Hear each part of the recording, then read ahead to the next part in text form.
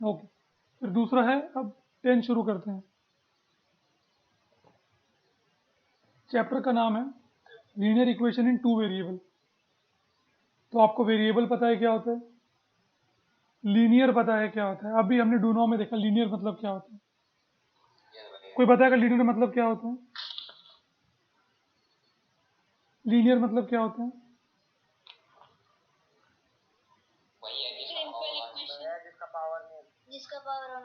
जिसका डिग्री 1 होता है, जिस पॉलिनोमियल की डिग्री 1 होती है।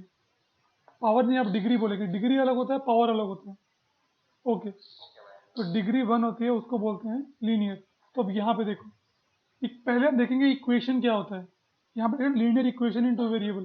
तो पहले हम देखेंगे इक्वेशन क्या होता है, फिर देखेंगे लीनियर इक्वेशन क्या होता है, और फिर देखेंगे linear equation in two variable का मतलब क्या होता है। एक एक स्टेप करके जानेंगे, ठीक है।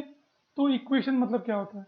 An equation is a statement that two mathematical expression have at least one variable are equal. मतलब एक ऐसा स्टेटमेंट जहाँ पे दो मैथमेटिकल एक्सप्रेशन आते हैं, दो मैथमेटिकल एक्सप्रेशन जिनमें कम से कम एक वेरिएबल होता है और वो आपस में इक्वल होते हैं। जैसे पहला एग्जांपल देखो, यहाँ पे दो मैथमेटिकल एक्सप्रेशन है, एक है 2x और एक है 4, और वो दोनों आपस में क्या है, इक्वल है। ऐसी चीज को हम इक्वेशन कहते हैं, जहाँ पे दो चीजें होती हैं, एक राइट साइड में और एक लेफ्ट साइड में, और बीच में इक्वल टू बना होता है, उसको क्या बोलते हैं हम, इक्वेशन। बस एक कंडीशन है कि उसमें एक वेरिएबल तो कम से कम होना चाहिए। समझ में आ रहा है? उसमें एक वेरिएबल तो कम से कम होना चाहिए। जैसे देखो यहाँ पे x है, समझ में आ रहा है, y में x एक वेरिएबल है। दूसरा वाला एग्जांपल देखो, यहाँ पे भी दो एक्सप्रेशन है, 5x प्लस वाई, और ये इक्वल है किसको, 8 को।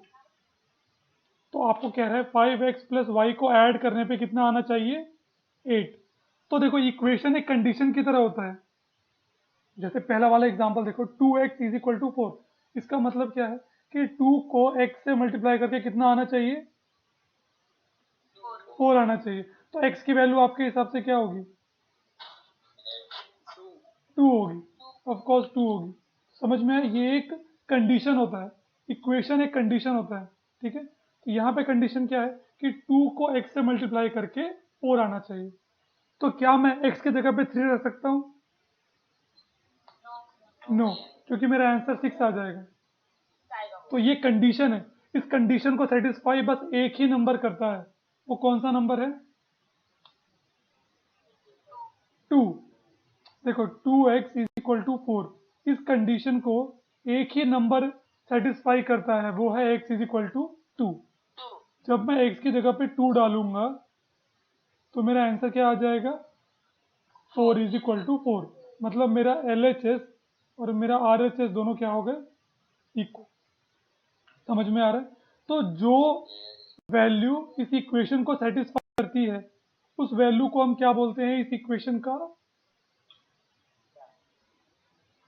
जो वैल्यू इस इक्वेशन को सेटिस्फाई करती है, उस वैल्यू को क्या बोलते हैं, इस इक्वेशन का सॉल्यूशन, है ना। इसका सॉल्यूशन क्या है, 2x प्लस 4। सॉल्यूशन क्या है भैया, x is equal to 2 is the solution. क्यों? क्योंकि जब x की जगह 2 डालेंगे तो दोनों इक्वल हो जाएंगे, वही करना है हमें, है ना। समझ में आ रहा है? दोनों इक्वल हैं, तो इक्वल कब होंगे, जब x की जगह पे हम 2 रखेंगे। तो सॉल्यूशन क्या हो गया इसका, x इज इक्वल टू 2। समझ में आ रहा है सॉल्यूशन क्या होता है इक्वेशन का? जो इक्वेशन को सही साबित कर दे उसी को सॉल्यूशन बोलते हैं। बहुत सिंपल है इक्वेशन का मतलब। तो देखो ये सारे इक्वेशंस हैं। आखिरी देखो, 9x square minus 10xy is equal to 5xyz। मतलब 9 को जब x स्क्वायर से मल्टीप्लाई करेंगे, फिर माइनस करेंगे 10xy से, तो आंसर कितना आना चाहिए, 5xyz के बराबर आना चाहिए। तो आपको xyz की वो वैल्यू ढूंढनी है जिससे LHS RHS इक्वल हो जाए। ओके, तो सबको इक्वेशन समझ में आया क्या होता है? इक्वेशन एक कंडीशन होती है। आगे बढ़े। ओके, अब लीनियर इक्वेशन क्या होता है? इक्वेशन आपको मालूम है क्या होता है? अब लीनियर इक्वेशन क्या होता है? लीनियर इक्वेशन उसको बोलते हैं an equation in which the highest power of variable involve is 1। जहाँ पे वेरिएबल का सबसे बड़ा पावर कौन सा है? 1। आपको पता है लीनियर मतलब क्या होता है? डिग्री 1 होती है। और डिग्री 1 हम कब बोलते हैं? जब वेरिएबल का हाईएस्ट पावर जो होता है उसी को डिग्री बोलते हैं। तो जब हाईएस्ट पावर 1 होगा तो डिग्री क्या हो जाएगी? 1। तो वैसे इक्वेशन को हम क्या बोलेंगे? Linear equation. समझ में आए? देखो यहाँ पे मैंने 5 एग्जाम्पल दिए हैं, पांचों में देखो हाईएस्ट पावर क्या है वेरिएबल का? 1। यहाँ पे देखो एक्स वाई है, दोनों में पावर 1 है। दूसरे वाले में एक्स है, बस उसका पावर 1 है। तीसरे वाले में ए है, उसका पावर 1 है। चौथे वाले में एम है, एन है, उनका पावर भी 1 है। पांचवें में ए बी है, उनका पावर भी 1 है। सबको समझ में लीनियर इक्वेशन क्या होता है? ओके, अब आ जाओ लीनियर इक्वेशन इन 2 वेरिएबल। अब लीनियर इक्वेशन ही पढ़ेंगे, लेकिन वेरिएबल कितने होने चाहिए यहाँ पे? इन 2 वेरिएबल का है, तो वेरिएबल कितने होने चाहिए? 2। तो सिंपल चैप्टर है, हाईएस्ट पावर 1 रहेगा और वेरिएबल कितने रहेंगे? 2। बस सिंपल डेफिनेशन है। लीनियर इक्वेशन हैविंग 2 वेरिएबल्स, वो लीनियर इक्वेशन जिसके पास 2 वेरिएबल होते हैं उसको हम क्या बोलते हैं? Linear equation in 2 variable. Example देखो, पहले वाले में कितने वेरिएबल दिख रहे हैं आपको? हाँ, एक्स और वाई 2 वेरिएबल है। दूसरे वाले में कौन से 2 वेरिएबल है बताओ, दूसरे एग्जाम्पल में? और थर्ड वाले में कौन से 2 वेरिएबल है? ठीक है, आप ये चारों एग्जाम्पल को देखो, ये चारों लीनियर इक्वेशन इन 2 वेरिएबल है। मैं एक और एग्जाम्पल लिखता हूँ, आप बताओ वो एग्जाम्पल है कि नहीं इसका?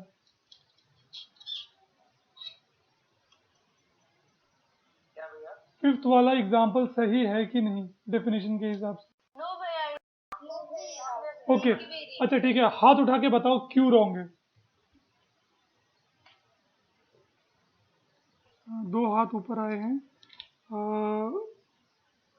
अमरीश, बताओ अमरीश,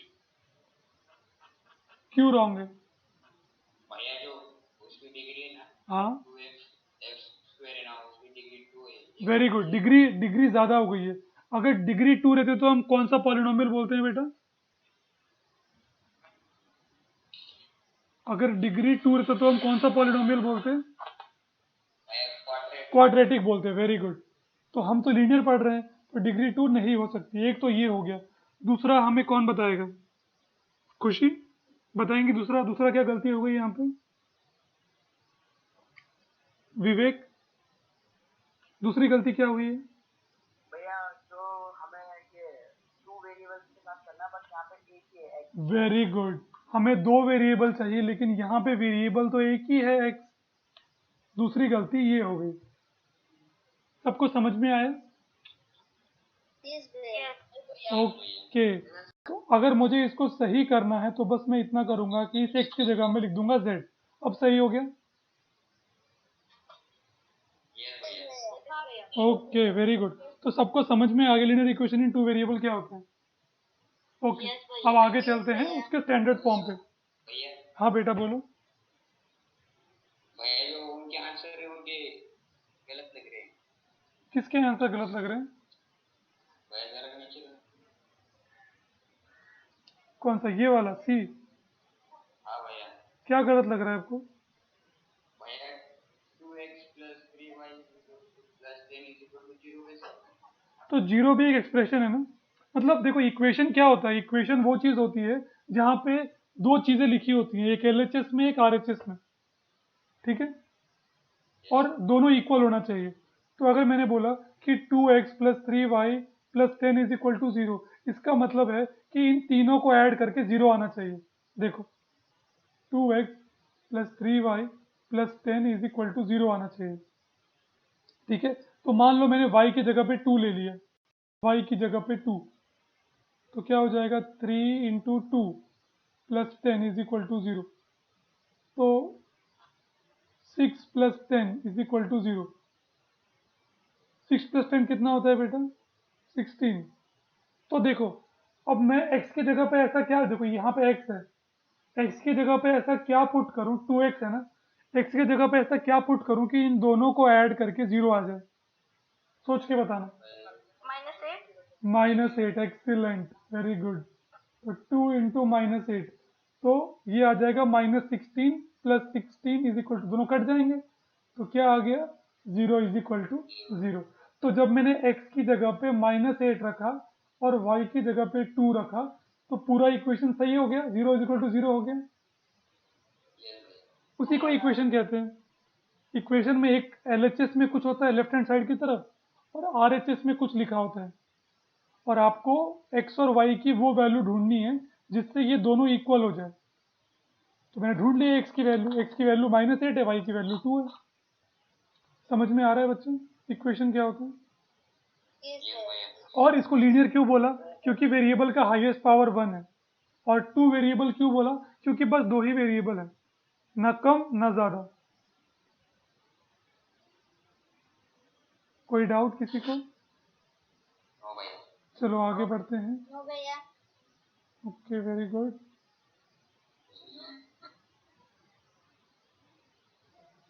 इसको मिटा दिया। ओके, अब स्टैंडर्ड फॉर्म पे आते हैं। तो लीनियर इक्वेशन इन 2 वेरिएबल क्या होता है हमने समझ लिया। अब उसको लिखने का एक स्टैंडर्ड तरीका होता है। जैसे आपका नाम लेने का स्टैंडर्ड तरीका है ना, जैसे मेरा नाम है ब्रजेश पांडे, तो मैं पांडे ब्रजेश नहीं लिखता हूँ, मैं उसको पहले अपना नाम बोलता हूँ, बाद में सरनेम बोलता हूँ। तो नाम लिखने का एक तरीका होता है, पहले नेम आता है, बाद में सरनेम आता है, ठीक है। तो मेरे दोस्त मुझे कुछ भी बुलाएं, लेकिन मेरा नाम तो वही रहेगा ना, ब्रजेश पहले और पांडे बाद में। तो स्टैंडर्ड मतलब जो यूजुअली करते हैं हम, उसको स्टैंडर्ड कहते हैं, जो सब करते हैं, ठीक है। तो लीनियर इक्वेशन को लिखने का एक स्टैंडर्ड तरीका होता है, उस तरह ही लिखते हैं स्टैंडर्ड फॉर्म में। बाकी तरह भी लिख सकते हैं, लेकिन अगर बोला स्टैंडर्ड तरीका क्या है तो उसको लिखने का तरीका हम सीखेंगे। तो स्टैंडर्ड तरीका क्या होता है कि जो टर्म्स आते हैं वो सारे एक तरफ लिखे रहते हैं। जैसे मान लो एक्स और वाई, मैं यहाँ पे 2 वेरिएबल एक्स और वाई लेता हूँ मान लो, तो जो मेरे टर्म्स हैं वो सारे LHS में आएंगे और RHS में बस क्या आएगा, 0 आएगा। मेरे सारे टर्म में कहाँ लिखूंगा, LHS में, और RHS में क्या रहेगा, 0, ठीक है। जैसे यहाँ पे देखो AX plus BY plus C is equal to 0, तो मैंने सारे टर्म्स को LHS में लिखा है। LHS मतलब लेफ्ट हैंड साइड, RHS मतलब राइट हैंड साइड। तो आपका जो लेफ्ट हैंड है उस तरफ मैंने सारे नंबर्स लिखे हैं, और आपका जो राइट हैंड साइड है वहां मैंने क्या लिखा है, 0 लिखा है। समझ में आ रहा है? स्टैंडर्ड तरीका क्या है, लेफ्ट हैंड साइड में सारे टर्म्स लिखेंगे जितने भी टर्म्स हैं एक्सप्रेशन में, और राइट साइड में क्या लिखते हैं, 0। सबको समझ में आ रहा है? उसमें भी जो वेरिएबल्स हैं वो पहले लिखते हैं। जैसे C क्या है, नंबर है, कांस्टेंट है, तो वो नंबर लास्ट में लिखा रहता है। जो वेरिएबल्स हैं उनको पहले लिखते हैं हम लोग। समझ में आ रहा है? एक्स और वाई को पहले लिखेंगे वेरिएबल्स को, नंबर को बाद में लिखेंगे। तो जो AX plus BY plus C is equal to 0 लिखा है, इसमें जो A, B और C है वो एक नंबर है, ठीक है। यहाँ पे लिखा है देखो, A, B and C are real numbers, वो नंबर्स हैं। मैंने बस यहाँ पे, वो नंबर कुछ भी हो सकते हैं ना, तो मैंने उनको यहाँ पे नाम दे दिया है ABC, ठीक है। तो ABC नंबर है, X और Y क्या है, वेरिएबल्स हैं। जैसे एग्जाम्पल देखो, यहाँ पे पहला एग्जाम्पल देखो, 7x is equal to 8y minus 10, ये स्टैंडर्ड फॉर्म है क्या? स्टैंडर्ड फॉर्म में हम क्या करते हैं, सारे टर्म्स को लेफ्ट हैंड साइड में लिखते हैं। तो यहाँ पे हम क्या करेंगे, 8y को LHS में लेके आएंगे और -10 को भी LHS में लेके आएंगे। समझ में आ रहा है? 8y को LHS में लेके आएंगे और -10 को भी LHS में लेके आएंगे। ओके, अब 7x यहाँ पे है, 8y को इधर लेके आएंगे तो क्या हो जाएगा,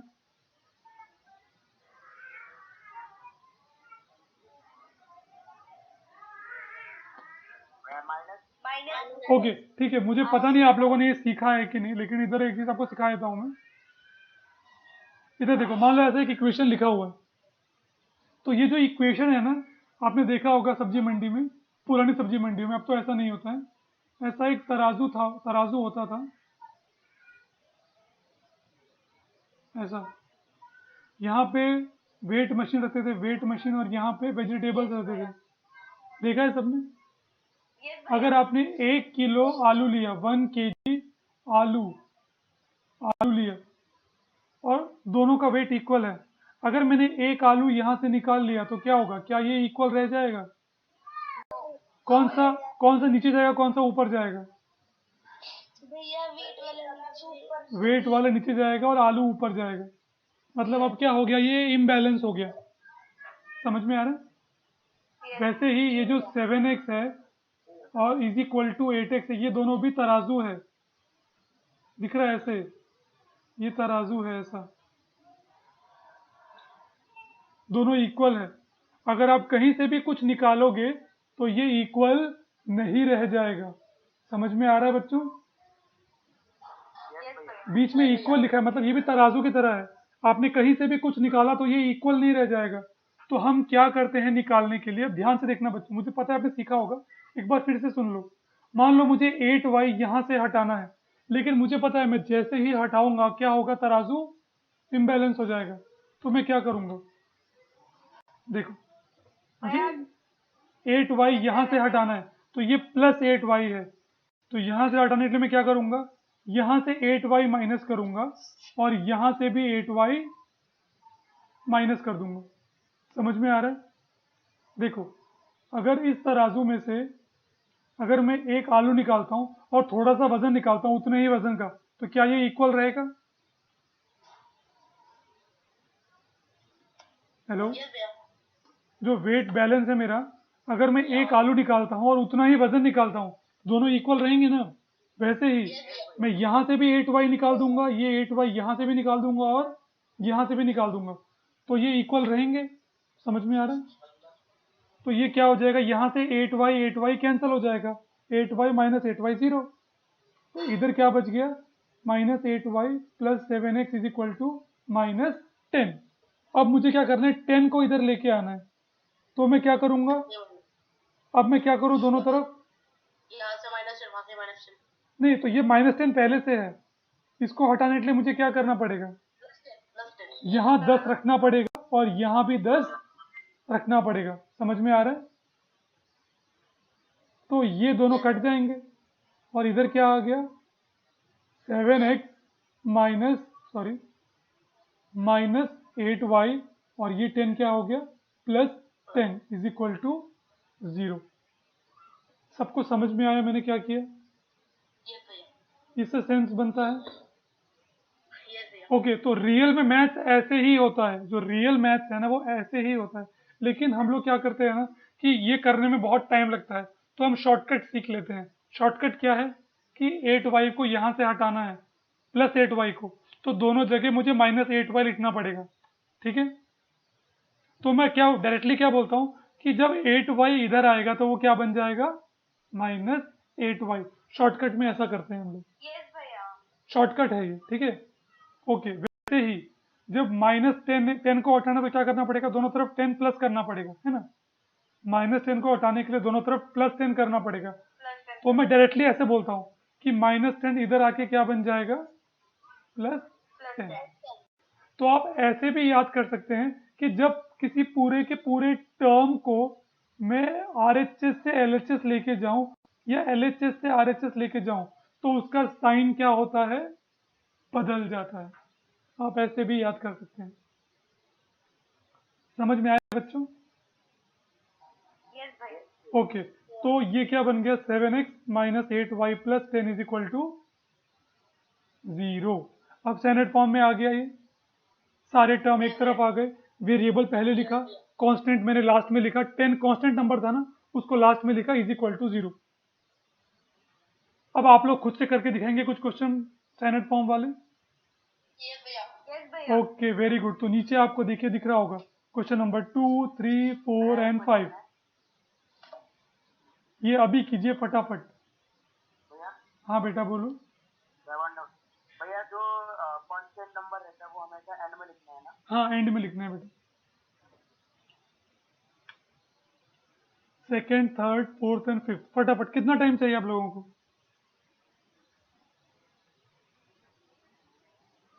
2 मिनट। 2 मिनट, वेरी गुड, करो।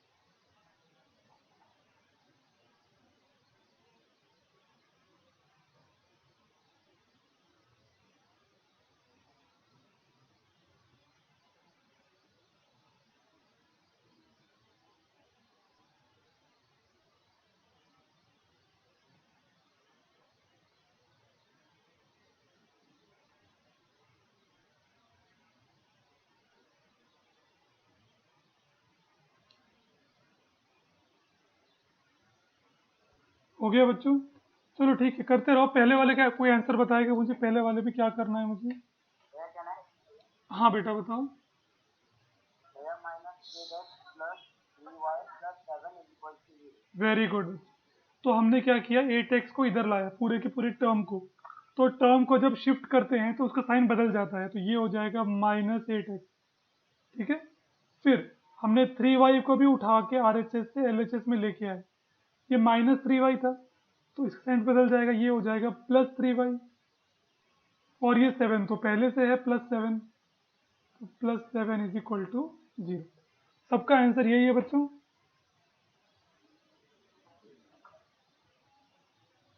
सबका यही आया? क्या बोल रहे हो? जीरो। क्या 0? सर जीरो अपने मन से लिखना है क्या? बेटा देखो, जब ये दोनों इधर से आ गए तो उधर क्या बच जाएगा? जीरो ही वजह से एग्जैक्टली तो अपने मन से ही लिखेंगे। थर्ड क्वेश्चन कैसे करना है वो नहीं समझ।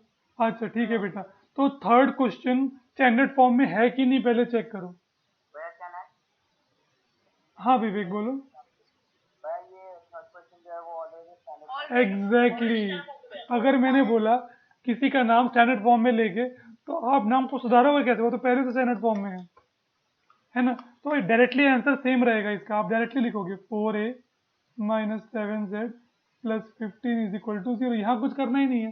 तो ये मैंने क्यों दिया था कि आप चेक करो है कि नहीं। अगर नहीं है तो ही ना ठीक कर सकते हैं। जैसे देखो, डॉक्टर के पास एक पेशेंट आया, अगर पेशेंट बीमार है तभी उसका इलाज कर सकते हैं। जब पेशेंट बीमार ही नहीं तो इलाज कहाँ से करेंगे? तो वैसे ही स्टैंडर्ड फॉर्म में पहले से है, ये लाने की जरूरत ही नहीं है। ओके, अब क्वेश्चन नंबर 4 पे आ जाओ। कौन बताएगा? पीयूष बोलो बेटा। Yes, भैया 13/5 by minus z 10 plus by 8 is 5 equal to 0. on y minus z plus 8 is equal to 0। Very good. तो बस यहाँ पे देखो बच्चों, z था जो RHS में पड़ा था, इसको उठा के हम LHS में ले आए, तो ये प्लस था, इधर आके हो जाएगा माइनस।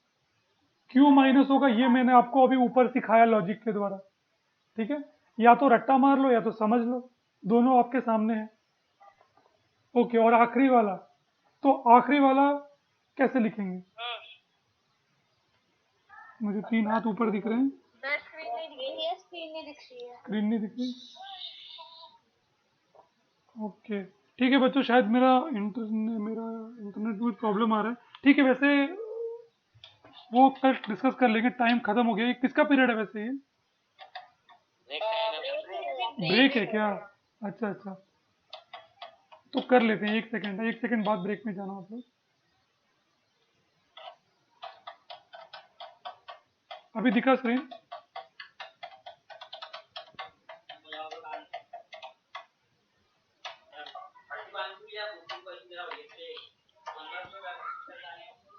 स्क्रीन दिखा के बच्चों? ओके, तो लास्ट वाला स्टैंडर्ड फॉर्म में है क्या?